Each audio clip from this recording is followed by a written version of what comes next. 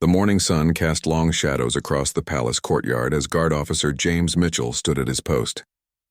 He had been serving the royal family for 12 years, and every day brought something new. Today was different, though. Today he would witness something that would change how he viewed his duty forever. Princess Charlotte, barely 5 years old, came running through the grand hallway. Her small shoes clicked against the marble floor as her nanny called after her. The little princess was playing hide-and-seek, completely unaware of the strict protocols that usually govern palace life. She darted between the corridors, her laughter echoing through the ancient walls. James watched from his position near the main entrance. He knew he should maintain his stoic expression, but something about the child's innocent joy made him smile inside. The princess suddenly stopped in front of him, looking up with those curious blue eyes that reminded everyone of her grandmother. "Excuse me, Mr. Guard," she said in her tiny voice. "Can you help me hide? My nanny is very good at finding me." James felt his heart melt. The rule stated that guards should not interact with family members unless spoken to first about official matters. But this was a child, and she had spoken to him. He glanced around quickly. The hallway was empty except for them. He bent down slightly, his tall frame still towering over the small princess. "Your Royal Highness," he whispered. "Perhaps behind that large curtain near the window might be a good spot." Charlotte's face lit up with delight. She giggled and ran toward the curtain, disappearing behind the heavy fabric. James returned to his position, his face once again composed and professional. Moments later, the nanny appeared, slightly out of breath. "Officer Mitchell, have you seen Princess Charlotte?" she asked. James maintained his professional demeanor. "I believe I heard footsteps going toward the east wing, ma'am," he said, pointing in the opposite direction of where the princess was hiding. The nanny hurried off, and James heard a small giggle from behind the curtain. After a few minutes, Charlotte emerged, her smile wider than before. She walked up to James and did something completely unexpected. She hugged his leg, the only part of him she could reach. "Thank you, Mr. Guard, you're very kind," she said before running off to find her nanny. James stood there, touched by the simple gesture. In that moment, he realized his duty was not just about protecting the family from threats. It was about preserving their humanity, their joy, especially the children's innocence. That incident became the talk among the guards, though they kept it quiet from the senior officials. James had shown that duty could be performed with dignity and kindness. He had protected the princess's moment of childhood happiness, which was just as important as protecting her physical safety. Weeks passed, and James continued his regular duties. He noticed that Princess Charlotte would often smile at him when she passed by, and he would give her a subtle nod. It was their little secret. The other guards began to notice how the youngest members of the royal family seemed more comfortable around them. One rainy afternoon, James was stationed at the garden entrance. Prince George, the young heir, was having his outdoor lesson canceled due to the weather. The boy looked disappointed as he stared out at the rain. James remembered his own childhood, how much he loved playing in the rain despite his mother's protests. He saw the young prince's tutor get called away for an urgent phone call. George stood alone watching the raindrops. James made a decision. He stepped slightly away from his post and approached the window where the prince stood. "It's quite a downpour, Your Highness," James said softly. George turned, surprised that a guard was speaking to him. "I wanted to play football today," he said sadly. "But the rain spoiled everything." James nodded. "I understand. But you know, some of my best childhood memories are of playing in the rain. My mother would get so angry, but it was worth it." The prince's eyes widened. "Really, you played in the rain?" "Every chance I got," James replied with a smile. "Though I don't recommend it for young princes who have important duties to attend to." George laughed, and at that moment his tutor returned. James quickly returned to his position, but the brief interaction had brightened the prince's day. The tutor noticed the smile on George's face and wondered what had happened. These small moments of connection began to happen more frequently. The guards, inspired by James's example, started to see their roles differently. They were not just silent statues protecting the royal family. They were human beings serving other human beings, and kindness could be part of their duty. Guard Sarah Thompson had a similar experience with the Duchess during a charity event. The Duchess was overwhelmed with the schedule, and Sarah noticed her stepping away to take a breath. Without saying a word, Sarah simply stood nearby, offering a silent presence of support. The Duchess looked at her and smiled, a genuine smile that said thank you without words. The senior guards began to notice a change in the atmosphere. The royal family seemed more relaxed, more human around their protectors. The children laughed more freely, and the adults seemed less burdened by the weight of their titles. All of this started because one guard chose to help a little girl play hide and seek. James never sought recognition for his actions. He simply believed that duty and dignity could walk hand in hand with kindness and humanity. His fellow guards agreed, and slowly, a new culture began to form within the palace walls. They protected the family not just from physical harm, but also protected their right to be human, to laugh, to play, and to have moments of normalcy in their extraordinary lives. The palace had always been a place of tradition and protocol, but now it was also becoming a place where small acts of kindness were valued, just as much as strict adherence to rules. The guards understood that their greatest duty was to serve with both strength and gentleness, with both vigilance and compassion. And it all started with one simple moment between a guard and a little princess playing hide and seek. Guard Marcus Chen had been serving at the palace for 8 years, and he thought he had seen everything. He was known among his colleagues as the most disciplined guard, the one who never broke protocol. His posture was always perfect, his uniform immaculate, and his face showed no emotion during duty hours. But even Marcus was about to discover that sometimes the heart knows better than the rulebook. It was a cold winter evening when the king decided to take a walk through the palace gardens. This was unusual because the weather was harsh, and most people preferred to stay indoors. Marcus was assigned to accompany him at a respectful distance. The king walked slowly, his hands clasped behind his back, deep in thought. Marcus noticed that the king stopped near a bench and sat down. This was not part of the usual routine. The king simply sat there looking at the bare trees and the frost-covered ground. Minutes passed, and Marcus could see the king's shoulders were heavy with burden. Even royalty felt the weight of responsibility. After 20 minutes, Marcus noticed the king shivering slightly. The temperature had dropped further, and the king had been so lost in thought that he hadn't realized how cold it had become. Marcus faced a dilemma. Protocol said he should maintain his distance, but his human instinct told him something else. He approached the king slowly. "Your Majesty, forgive my interruption, but it's getting quite cold. Perhaps we should head inside." The king looked up, almost surprised to see Marcus there. For a moment, Marcus worried he had overstepped, but then the king smiled, a tired but genuine smile. "You know, Marcus, sometimes I sit out here to remember what it feels like to be just a man, not a king. The cold reminds me I'm human," he said. Marcus nodded, understanding more than the king might have expected. "Being human is not a weakness, Your Majesty. It's what makes your leadership meaningful." The king stood up, placing a hand briefly on Marcus's shoulder. "Thank you for the reminder and for caring enough to speak up." As they walked back, the king added, "I notice you guards more than you think. I see the kindness in your eyes when my grandchildren run past. I see the concern when any of us seem troubled. That doesn't go unnoticed." Marcus felt something shift inside him. He had always thought his job was to be invisible, to blend into the background. But the king was telling him that being seen, being human, was actually part of the service. Meanwhile, in another part of the palace, guard Rebecca Foster was experiencing her own moment of connection. The Queen had been preparing for a major international event, and the pressure was enormous. Rebecca had been assigned to the Queen's corridor for the evening shift. She heard the sound of breaking glass from inside one of the private rooms. Without thinking, Rebecca knocked gently. "Your Majesty, is everything all right?" There was silence, then the Queen's voice, strained and tired. "Yes, thank you. I just dropped a glass." Rebecca should have walked away, but something in the Queen's voice made her hesitate. "May I help clean it up, Your Majesty?" Another pause, then the door opened. The Queen stood there, and Rebecca could see the exhaustion in her eyes. On the floor lay the broken pieces of what looked like a precious crystal glass. "I'll call housekeeping," Rebecca offered. "No," the Queen said quietly. "I'd rather not make a fuss. Could you help me?" Rebecca entered the room, and together they carefully picked up the pieces. As they worked, the Queen spoke. "Do you ever feel like you're expected to be perfect all the time, Rebecca?" Rebecca was surprised by the question. "Every day, Your Majesty. But I've learned that trying to be perfect only makes you afraid to be real." The Queen looked at her with appreciation. "That's very wise. Sometimes I forget that it's okay to break things, to make mistakes, to be tired.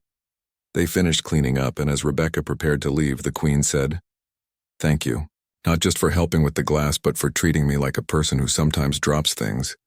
Rebecca smiled. "You are a person, Your Majesty. A remarkable one, but still a person." These interactions were happening more frequently throughout the palace.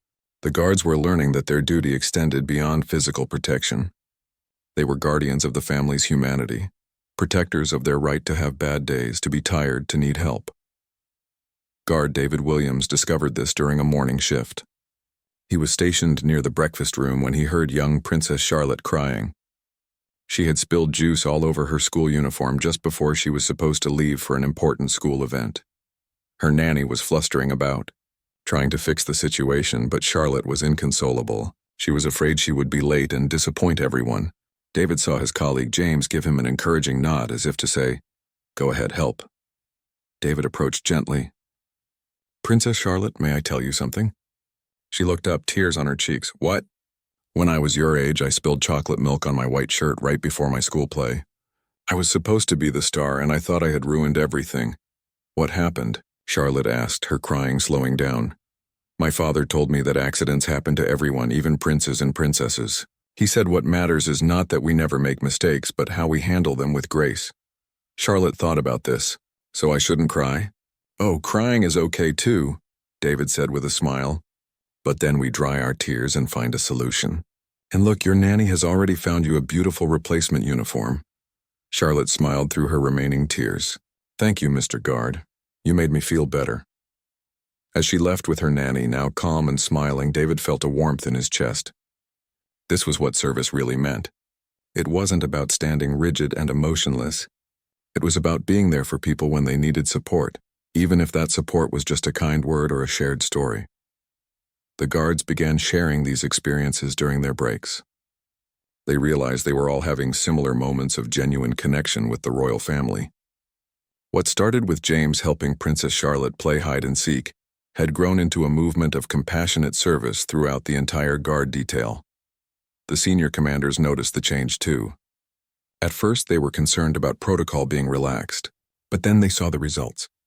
The royal family seemed happier, more at ease. The children were more confident. The adults seemed less stressed. The palace felt less like a fortress and more like a protected home. Captain Anderson, the head of the guard, called a meeting. Everyone expected a lecture about maintaining proper distance. Instead, he said, "I've observed how you've all been performing your duties lately.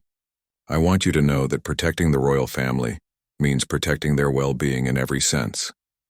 If showing kindness and humanity is part of that protection, then you have my full support. Just remember to maintain security and safety as your first priority." The guards left that meeting feeling validated. Their duty with dignity was not just accepted, but encouraged. They could be both professional and compassionate, both vigilant and kind. The two were not opposites, but complemented each other perfectly. Marcus, the once rigid guard, found himself smiling more often. Rebecca felt proud of her role in new ways. David, James, and Sarah all understood that they were part of something special. They were redefining what it meant to serve royalty in the modern world. Their gentle gestures were not weakening their duty, but strengthening it, creating bonds of trust and mutual respect that made their protection even more effective. The spring season brought new life to the palace gardens, and with it came new challenges and opportunities for the guards to show their dedication in unexpected ways. Guard Lieutenant Emma Rodriguez had just returned from her annual leave when she noticed something concerning during her first morning shift.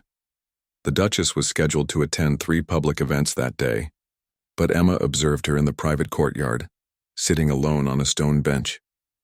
The Duchess's hands were trembling slightly as she held a cup of tea. Emma recognized the signs immediately because her own sister suffered from anxiety.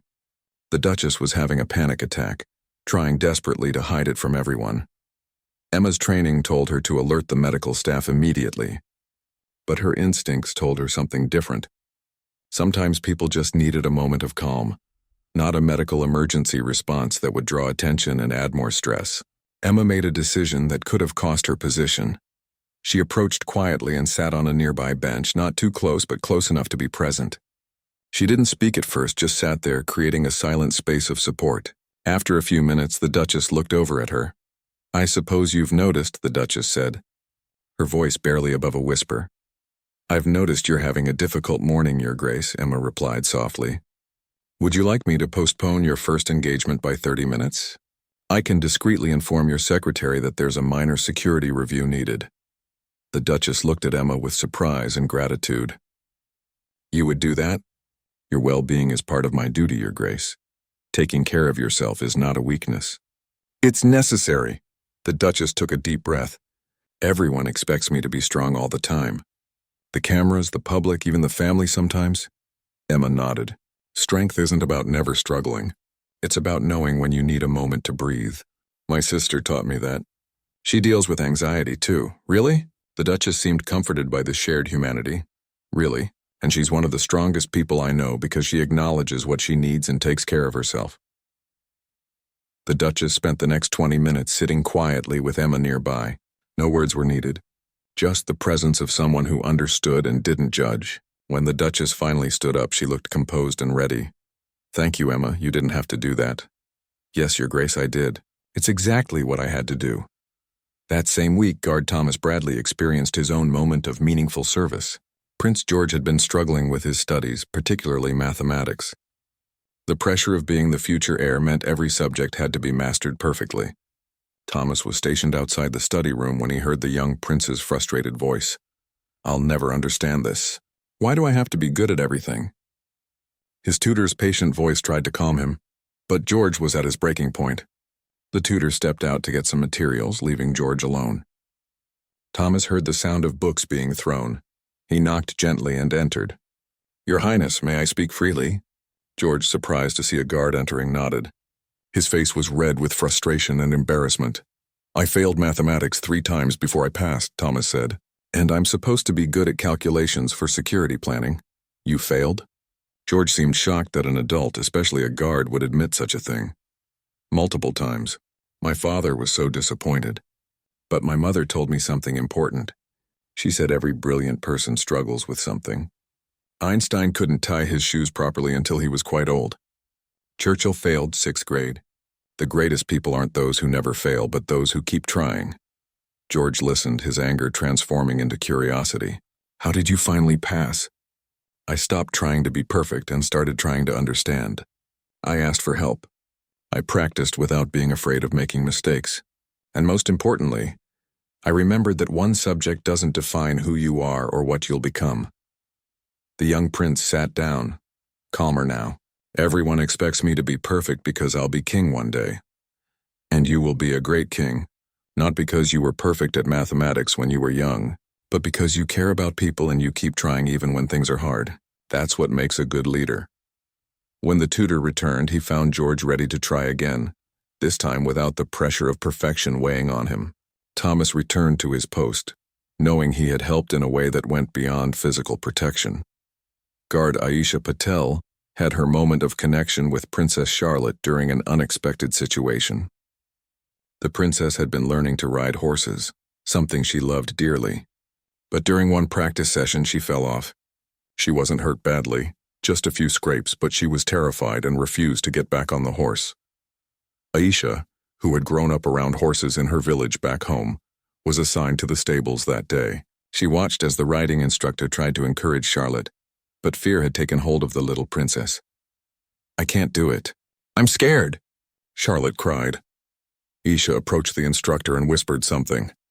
The instructor nodded and stepped back. Aisha walked up to Charlotte, who was sitting on a bench, tears streaming down her face. "Princess Charlotte, can I tell you about my first time falling off a horse?" Charlotte looked up. "You fell too?" "I was 7 years old, just like you. I fell into a muddy puddle and was covered head to toe in mud. I was so embarrassed and scared that I ran all the way home crying." "What did you do?" Charlotte asked, wiping her tears. "My grandmother, who was the wisest person I knew, told me that horses can sense fear. She said the horse didn't mean to make me fall. It was an accident. But if I stayed afraid, I would miss out on one of life's greatest joys, the feeling of riding free and strong." "Were you still scared?" "Terrified," Aisha admitted. "But my grandmother held my hand, walked me back to the stable, and helped me face my fear." We started small. First, I just touched the horse. Then I stood next to it. Then when I was ready, I got back on. Charlotte thought about this. Will you hold my hand? Aisha looked at the instructor, who nodded permission. She took Charlotte's small hand in hers. Together they walked to the horse. They spent 10 minutes just standing there, petting the horse, talking to it. Then Charlotte said, I think I'm ready to try again. With Aisha standing nearby, Charlotte got back on the horse. She only rode for a few minutes, but she did it. The smile on her face when she dismounted was worth everything. These stories spread among the guards not as gossip, but as inspiration. They shared their experiences during training sessions, learning from each other about how to balance security with humanity, duty with compassion. Guard Christopher Hayes helped the king's elderly mother down a difficult staircase when her usual companion was unavailable. As they walked slowly, step by step, she told him stories about the palace from 50 years ago. Christopher listened, genuinely interested, making an old woman feel valued and heard. Guard Melissa Wong noticed that one of the young princes was being bullied by his classmates during a school visit. She couldn't intervene directly, but she positioned herself where the prince could see her. She gave him a subtle nod of encouragement. That small gesture gave the prince the confidence to stand up for himself. Later, he told his mother about the kind guard who believed in him. The guards were learning that their weapons and training were important, but sometimes the most powerful tools they had were their empathy, their understanding, and their willingness to see the royal family as human beings who needed support in many different ways. Captain Anderson observed all of this with quiet pride. His team was revolutionizing what it meant to protect royalty. They were creating an environment where the family could thrive emotionally and mentally, not just survive physically. The guards had become more than protectors of bodies. They had become protectors of dignity, of humanity, of the spirit that made the royal family who they were. Emma's compassion with the Duchess, Thomas's wisdom with Prince George, Aisha's courage with Princess Charlotte. All of these moments created a tapestry of care that surrounded the royal family. The palace was changing, and it was changing for the better. The guards understood now that true duty meant serving the whole person, not just guarding their physical presence. And in doing so, they found deeper meaning in their own service, knowing they were making a real difference in the lives of people they had sworn to protect. The autumn leaves began falling around the palace grounds, painting everything in shades of gold and amber. Guard Daniel Foster stood at his usual post near the library when he noticed something that would lead to one of the most profound experiences of his career. The king was spending more time alone in the library lately, and Daniel had observed a sadness in his eyes that wasn't there before. One evening, after most of the staff had gone home, Daniel heard an unusual sound coming from the library. It was quiet sobbing. He hesitated, knowing that the king valued his privacy, but the sound was heartbreaking, and Daniel's humanity won over protocol. He knocked softly on the door. "Your Majesty, is everything all right? May I bring you anything?" The sobbing stopped. After a long pause, the king's voice came through the door. "Come in, Daniel." Daniel entered to find the king sitting in a leather chair holding a photograph. His eyes were red, and he made no attempt to hide that he had been crying. The photograph showed a young woman, the king's late sister, who had passed away several months ago. "I apologize, Your Majesty. I didn't mean to intrude on a private moment." The king shook his head. "No, please stay." "Do you know what the hardest part of being king is, Daniel?" Daniel stood quietly, giving the king space to continue. "Everyone expects you to be strong all the time. When my sister died, I had to give speeches, attend ceremonies, comfort others. But no one asked if I was okay. No one gave me permission to grieve." Daniel's heart ached for the man before him. "Your Majesty, grief doesn't follow protocol. It doesn't care about crowns or duties. You're allowed to miss her." The king looked up at Daniel with such raw vulnerability that Daniel felt privileged to witness this moment of truth. "She was my best friend. We used to sneak cookies from the kitchen when we were children. She was the only one who saw me as just her brother, not as the future king. She sounds like she was a wonderful person," Daniel said gently. "And she would want you to remember her with tears if that's what you need. Crying doesn't make you weak. It makes you human." The king nodded slowly. "My father never cried. He said kings don't show weakness. With respect to your father, Your Majesty, showing emotion isn't weakness. It's honesty. Your people don't need a king who pretends to be unbreakable. They need a king who understands suffering because he has suffered too." They sat in comfortable silence for a while. Daniel didn't try to fix anything or offer empty platitudes. He simply stayed, offering his presence as support. After some time, the king spoke again. "Thank you, Daniel, for not treating me like a king just now, but like a man who lost his sister. You are both, Your Majesty, and both parts of you deserve respect and compassion." Meanwhile, guard Rachel Morrison was experiencing her own meaningful interaction with the Queen. Rachel had been assigned to accompany the Queen during a visit to a children's hospital. The Queen loved these visits, but Rachel noticed that after spending time with terminally ill children, the Queen would often need time alone to process her emotions. After this particular visit, the Queen excused herself to a private room. Rachel stood outside, giving her privacy but staying close in case she was needed. After 20 minutes, Rachel heard the Queen's voice through the door. "Rachel, could you come in, please?" Rachel entered to find the Queen sitting by the window, her composure slightly cracked. "I saw a little girl today who reminded me so much of Charlotte. She has the same bright eyes, the same laugh, but she's so sick," Rachel understood. The Queen wasn't just sad about a sick child. She was confronting the fragility of life, thinking about her own grandchildren, and how precious and temporary everything could be. "It must be incredibly hard to see that, Your Majesty," Rachel said. "How do you handle it?" the Queen asked. "How do you stay strong when you see suffering?" Rachel thought carefully before responding. "I don't try to stay strong all the time. I let myself feel it. I cry when I need to, but then I remember that my compassion, my ability to feel deeply, makes me better at my job. If I couldn't feel the pain of others, I couldn't truly protect them." The Queen looked at Rachel with new understanding. "I've been taught to maintain composure at all times, but sometimes I want to just break down and cry for these children. Then maybe that's exactly what you should do here in private. Release it so you can continue to serve them publicly with the love and attention they need." The Queen did cry then, and Rachel simply stood nearby, a silent guardian of her grief. When the Queen finally composed herself, she thanked Rachel. "You've given me permission to be human. That's a gift."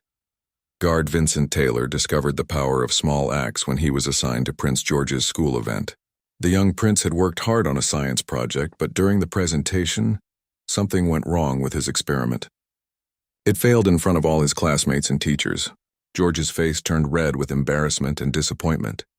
During a break, Vincent saw George sitting alone, fighting back tears. Vincent approached casually, as if he just happened to be passing by. "Tough break with the experiment, Your Highness." George looked up, surprised a guard was talking to him about it. Everyone laughed. "I looked stupid." "Did they laugh at you, or were they just surprised?" Vincent asked. "Sometimes we interpret reactions based on how we feel, not what actually happened." George thought about this. "Maybe, but it still failed. I worked so hard on it." "That's actually the best part," Vincent said. "You know what the difference is between someone who succeeds and someone who fails?" "Absolutely nothing, except the person who succeeds kept trying after they failed. Every scientist in history has had experiments fail. That's how they learned what worked." "Really?" George seemed skeptical. "Really. In fact, I'd argue that you learned more from this failure than you would have from easy success. Now you know what doesn't work, which means you're one step closer to finding what does." George sat up straighter. "I could try again. Fix what went wrong, exactly. And when you do and it works, you'll appreciate the success so much more because you earned it through perseverance." The prince smiled. His spirits lifted. Vincent had given him a new perspective, turning a moment of failure into a lesson about resilience. Guard Natasha Kowalski had a touching interaction with the youngest princess during a rainy afternoon. The little girl was upset because the weather had canceled her birthday garden party.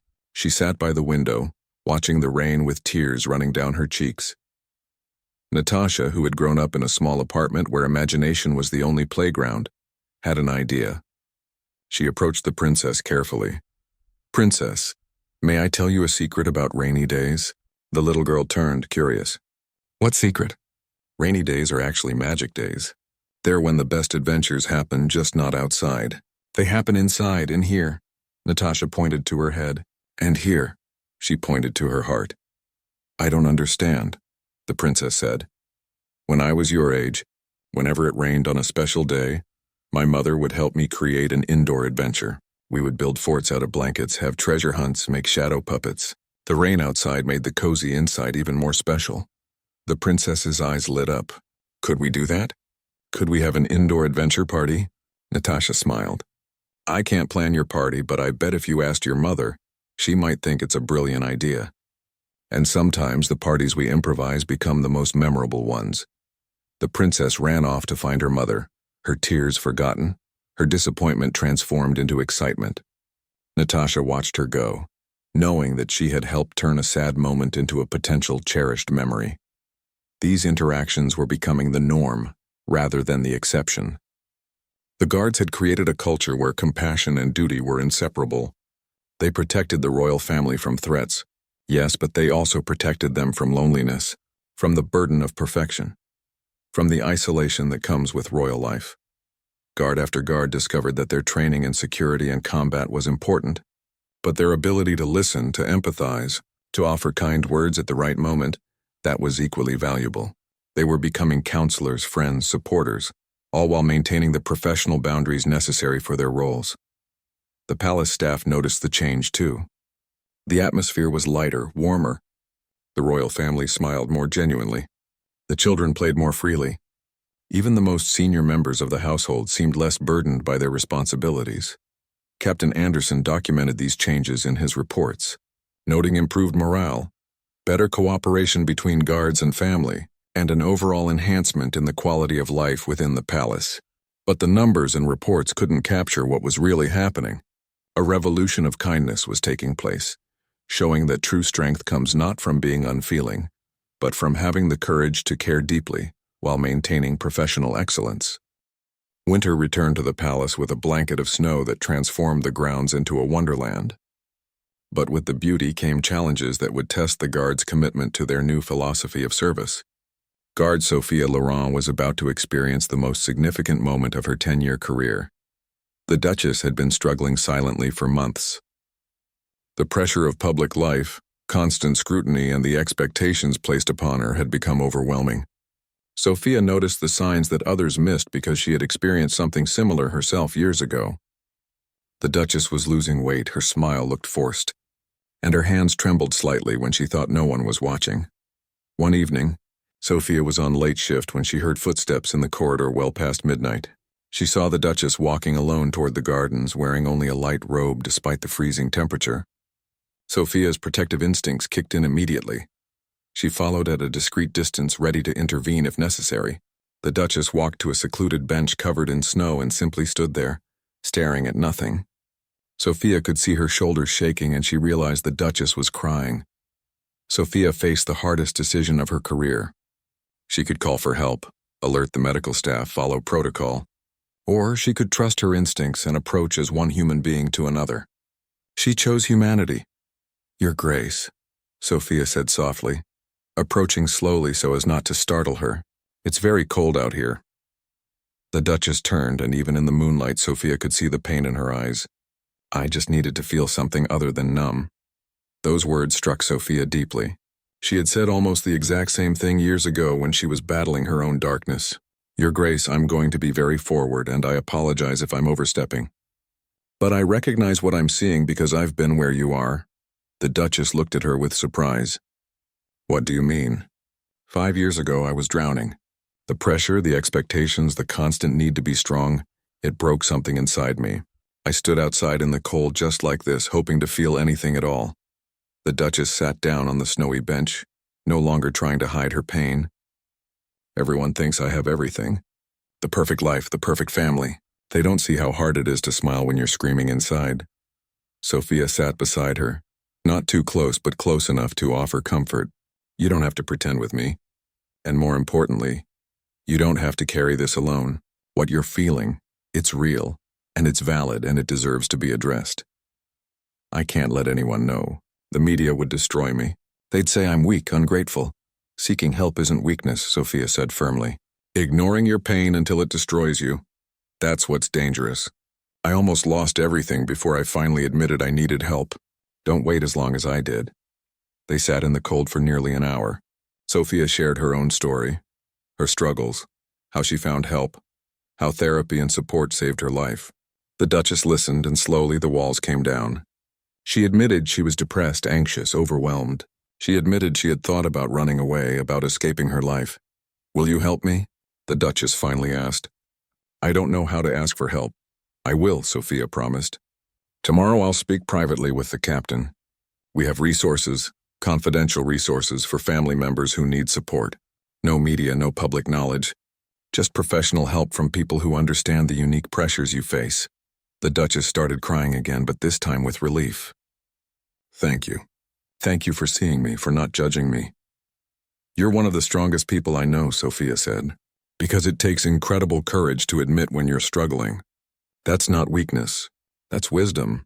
They walked back to the palace together, and Sophia made good on her promise.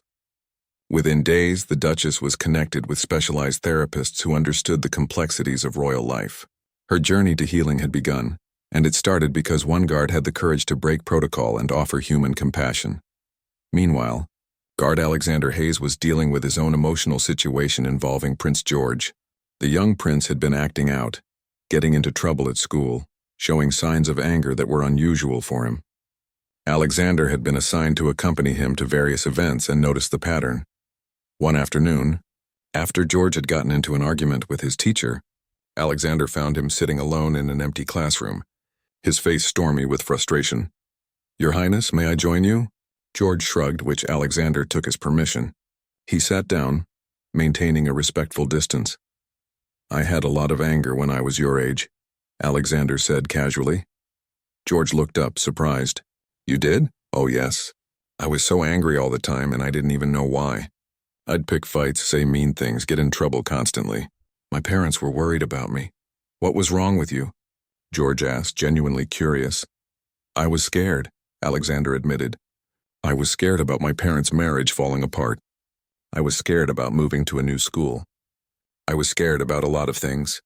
But I didn't know how to say I was scared, so it came out as anger instead. George was quiet for a long moment. Then in a small voice he said, Everyone expects me to be perfect.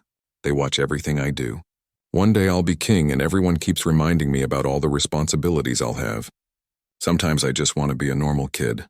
Alexander's heart ached for the boy. You know what I learned? Anger is usually fear wearing a mask.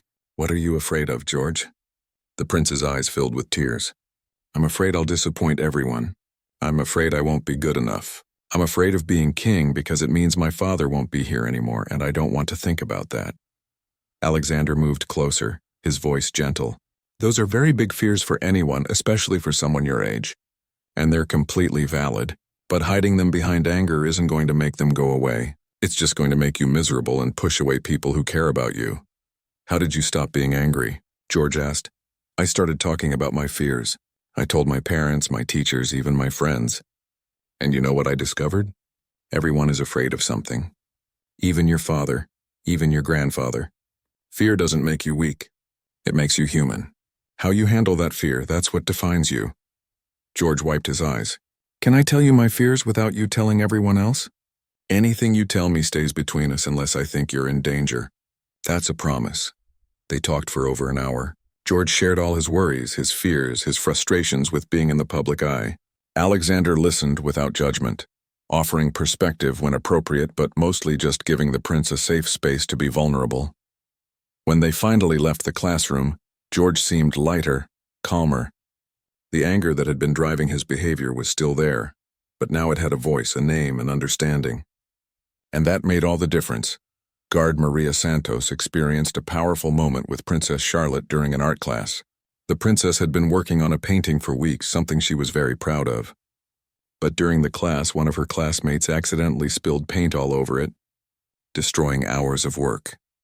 Charlotte tried to be gracious about it, saying it was okay, but Maria could see the devastation in her eyes. After class, Maria found Charlotte crying in the bathroom, trying to muffle her sobs so no one would hear. Princess Charlotte, I saw what happened to your painting. Charlotte looked up, embarrassed to be caught crying. It's okay. It was an accident. It is okay that it was an accident, Maria said gently, but it's also okay that you're sad about it. You worked hard on that painting and losing it hurts. You don't have to pretend it doesn't. But everyone says I should be gracious and understanding, Charlotte sobbed. And you are being gracious. You forgave your classmate. But being gracious doesn't mean you can't also be sad. You can be both understanding and disappointed at the same time. Your feelings are allowed to exist. Charlotte's crying slowed as she processed this. Really? I can be sad even though I'm not mad at anyone. Absolutely. Life isn't about picking one emotion. It's about feeling all of them honestly. You can be disappointed about your painting and still be kind to the person who spilled the paint. That's what real maturity looks like. Charlotte hugged Maria suddenly, tightly. Thank you for saying I can be sad. Everyone always tells me to be strong. Being sad is being strong, Maria said, returning the hug carefully. Because it means you care deeply about things. Never apologize for having a heart that feels. These moments of genuine connection were transforming not just the royal family, but the guards themselves. They were learning that their job wasn't to be emotionless robots, but to be thoughtful, caring professionals who brought their full humanity to their service. Guard after guard discovered that by showing compassion, they weren't weakening security. They were strengthening it. The royal family trusted them more, communicated with them more openly, and that trust created a safer environment for everyone. When people feel truly cared for, they're more likely to follow guidance, to communicate concerns, to work together as a team. Spring arrived once again at the palace, marking a full year since guard James Mitchell had first helped Princess Charlotte play hide-and-seek. The change that began with that simple act of kindness had grown into something remarkable. The entire culture of the royal guard had transformed, and the effects were visible to everyone who spent time within the palace walls. Captain Anderson called a special meeting of all guards. As they assembled in the conference room, there was a sense of anticipation. Many wondered if they had perhaps gone too far with their compassionate approach, if they were about to be reprimanded for stepping outside traditional boundaries. But when the captain began speaking, it became clear this was something entirely different. Over the past year, I've watched this team revolutionize what it means to serve the royal family. You've maintained the highest security standards while simultaneously creating an environment where the family can thrive emotionally and mentally. I've received personal messages from several family members expressing their gratitude. He paused, looking at each guard with pride. The king himself asked me to convey something to all of you. He said that for the first time in his life, he feels protected not just from physical threats, but from the isolation and emotional burden that often comes with royal life. He called you all guardians of humanity, not just guardians of safety. The room was silent as the guards absorbed this. Many had tears in their eyes. They had hoped their efforts were making a difference, but to hear it acknowledged so directly was overwhelming. James Mitchell raised his hand. Sir, may I speak? Captain Anderson nodded. When I first helped Princess Charlotte that day, I worried I was breaking rules, but something inside me knew it was the right thing to do. Since then, I've watched my colleagues show incredible courage, not in battle, but in moments of human connection. We've all taken risks by choosing compassion over strict protocol. Thank you for supporting us, Sarah Thompson spoke next. I've learned that protecting someone's spirit is just as important as protecting their body. The royal family faces threats we can't always see. Loneliness, pressure, expectations, fear. Being present for those invisible battles has been the greatest honor of my career. Marcus Chen, once the most rigid guard, stood up. A year ago, I believed emotion had no place in our work. I was wrong. I've discovered that caring deeply about the people we protect makes us more alert, more dedicated, more effective. My humanity doesn't compromise my duty, it enhances it. One by one, guards shared their experiences. Rebecca Foster talked about helping the Queen through her moment of breaking glass. Emma Rodriguez spoke about supporting the Duchess through her panic attack. Vincent Taylor discussed helping Prince George deal with failure. Each story revealed another facet of how compassion and professionalism could coexist beautifully. After the meeting, something unprecedented happened. The king requested a private gathering with all the guards. They assembled in the grand hall, standing in formation but feeling uncertain about what was to come. The king entered with his family, the queen, their children, and grandchildren. Even Princess Charlotte was there, smiling brightly when she saw James. I asked you all here because traditions are important, but they must evolve, the king began. For generations, the royal guard has been defined by distance, formality, and emotional detachment. You've shown us a better way. He walked among them, making eye contact with individual guards. James, you taught my granddaughter that kindness can coexist with duty. Marcus, you reminded me that feeling deeply is not weakness but wisdom. Emma, you showed my daughter-in-law that asking for help is an act of courage. Sophia, you may have saved a life by caring enough to break protocol. The king continued, naming guard after guard, acknowledging specific moments when they had made a difference. When he finished, he returned to the front of the room. I am changing the oath that new guards take when they join our service. In addition to promising physical protection, they will now promise to guard our humanity, to protect our right to be real people with real feelings, to support our well-being in all its forms. You've set a new standard, and I want it to continue forever. The Queen stepped forward. Each of you has touched our lives in ways you may never fully understand. My children smile more freely. My grandchildren feel safer being themselves. My husband sleeps better at night knowing he's not alone in carrying his burdens. You've given us something no amount of money or power could buy: the freedom to be human. Young Prince George walked up to Alexander Hayes. In front of everyone, he said, "Thank you for teaching me that being scared doesn't make me weak. I'm not angry anymore because I know I can talk about my fears." Princess Charlotte ran to James and hugged his leg, just like she had a year ago. "You're still my favorite guard because you helped me hide, and you're always kind." There wasn't a dry eye in the room. Tough, trained security professionals who could face down any physical threat were crying because their humanity had been seen, valued, and appreciated. In the weeks that followed, word of the palace guard's approach spread throughout the security community. Other royal families, government officials, and even corporate security teams began reaching out, wanting to learn about this revolutionary approach to protection. The guards found themselves teaching seminars not just on tactics and weapons, but on emotional intelligence, compassion, and the psychology of true service. Sophia Laurent was invited to speak at an international security conference. She stood before hundreds of security professionals and shared her story about the night with the Duchess in the snow. "We're trained to see threats everywhere," she told them. "But sometimes the biggest threat isn't an external enemy. It's isolation, depression, the weight of expectations. If we only protect people's bodies but ignore their souls, we're only doing half our job." The conference gave her a standing ovation. Security companies began implementing training programs focused on emotional awareness and compassionate service. The ripple effect of what started in one palace was spreading globally. Back at the palace, life continued with its new rhythm. The guards remained vigilant about security, their skills sharp and their awareness constant, but they also remained emotionally present, ready to offer a kind word, a moment of understanding, or a listening ear when needed. James often reflected on how a simple decision to help a little girl play hide-and-seek had transformed everything.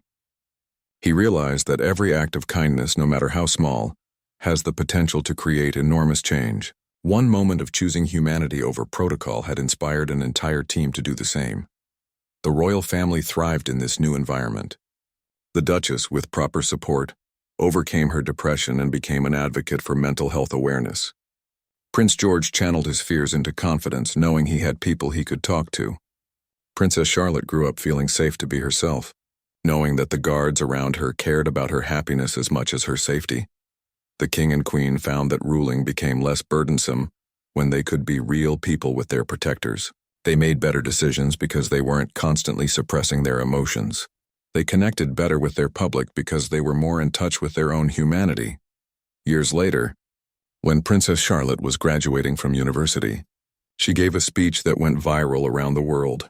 She talked about growing up in the palace and specifically mentioned the guards, who had taught her that duty and kindness were not opposites but partners. "I learned from the people who protected me that true strength is not about being hard and unfeeling," she said. "True strength is about being brave enough to care, wise enough to be vulnerable, and confident enough to show compassion. The guards who watched over me didn't just keep me safe from danger. They kept me safe to be myself." The guards watching the speech, many of whom had since retired, felt a sense of completion. Their legacy wasn't just about preventing incidents or maintaining security. It was about creating an environment where people could flourish, where duty was performed with dignity, and where every gentle gesture mattered. Guard training programs around the world now included modules on emotional intelligence and compassionate service. The new generation of guards understood that their weapons and tactics were tools, but their empathy and humanity were their greatest assets. The palace guards had proven that you didn't have to choose between being professional and being compassionate, between being strong and being kind. You could be all of these things at once. you could perform your duty with excellence while treating people with dignity and care. As Captain Anderson prepared to retire after 30 years of service, he reflected on the transformation he had witnessed. The stoic, emotionless guard force he had joined decades ago had evolved into something far more powerful, a team of professionals who understood that protecting people meant protecting all of them: body, mind, heart, and soul. The greatest security system in the world is trust, he told the new recruits in his final training session, and trust is built through consistent acts of genuine care. Every time you choose kindness, you're not weakening security. You're strengthening the bonds that make true protection possible. The revolution of kindness that began with one guard helping one princess play hide and seek had fundamentally